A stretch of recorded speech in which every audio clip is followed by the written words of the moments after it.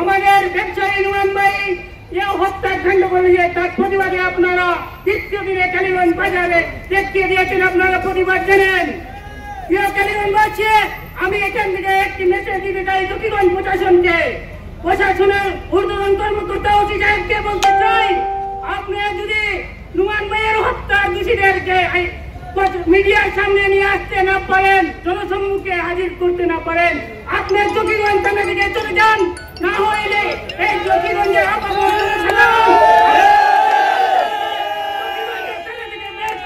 করতে বাধ্য হবে।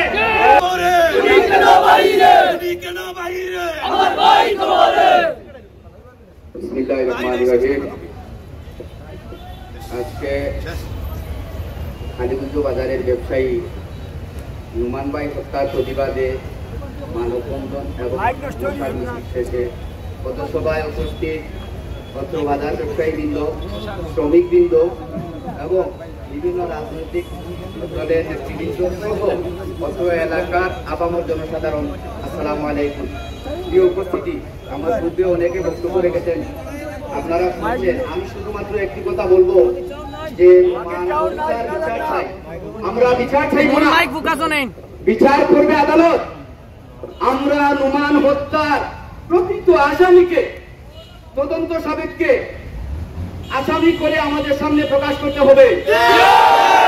নুমান হত্যার প্রকৃত আসামি এখনো আমরা দেখতে পাচ্ছি না, কিন্তু বাজারে ব্যবসায়ী এবং আপামর জনসাধারণের ফিসফিসিটা এবং মনের ভাষাটা প্রশাসন যেন বুঝতে চাচ্ছে না। আমরা প্রশাসনকে বুঝিয়ে দিতে চাই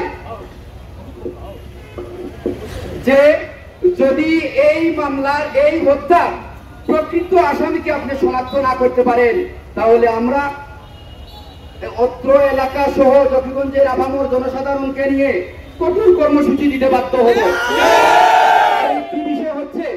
আরেকটি বিষয় হচ্ছে এখানে স্ট্যান্ডের নুমান ভাইয়ের একটা সিএনজি কন্টেস্ট গাড়ি ছিল। নুমান ভাই হত্যার পরে এই গাড়িটা কোথায়, এই গাড়িটা কে নিয়েছে, এই গাড়িটা কার দায়িত্বে থাকা উচিত, এটাও আমরা প্রশাসনের কাছে দাবি জানাচ্ছি এই গাড়িটা বের করার জন্য। আমি আবারও বলছি, আমরা নুমান হত্যার বিচার চাইব না।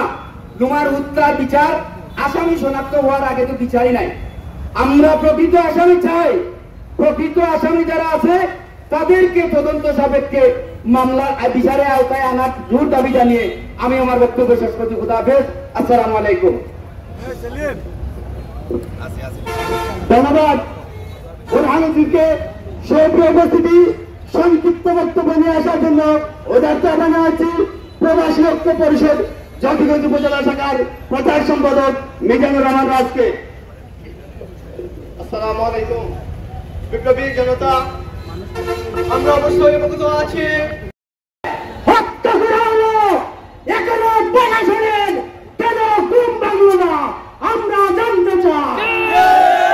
আজ দিনের দিন অতিবাহিত হচ্ছে, আমরা বিপ্লবী দেখে বিক্ষুব্ধ হয়েছি। আগামীতে এই কালীগঞ্জবাসী যে কঠিন কর্মসূচি দেবে তার দায়ভার বহন হবে এবং তার দায়ভার সম্পূর্ণ জকিগঞ্জের প্রশাসন বহন করতে হবে।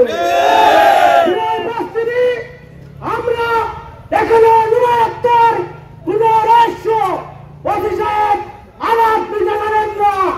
আপনি শুধু একটি কথা বলেন, জনগণের সম্মুখে বলার মতো এখনো কোন তথ্য আপনার কাছে নেই। আপনার কথা লুকোচুরি করবেন এই জকিগঞ্জের মানুষের সাথে। আপনি অন্যান্য উপজেলার মতো এই জকিগঞ্জের মানুষকে ভাববেন না। আপনার মূল হবে এই জকিগঞ্জে অনেক জ্ঞানী গুণী জাতীয় ব্যক্তিত্বের জন্ম আছে। এই জকিগঞ্জের মাটি পবিত্র মাটি, এই মাটি আপনার পুরস্কৃত করা আপনার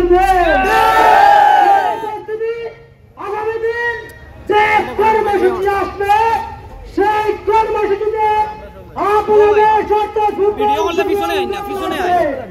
আপনাদের সকল জনতাকে অভিনন্দন জানিয়ে আমার বক্তব্য শেষ করলাম।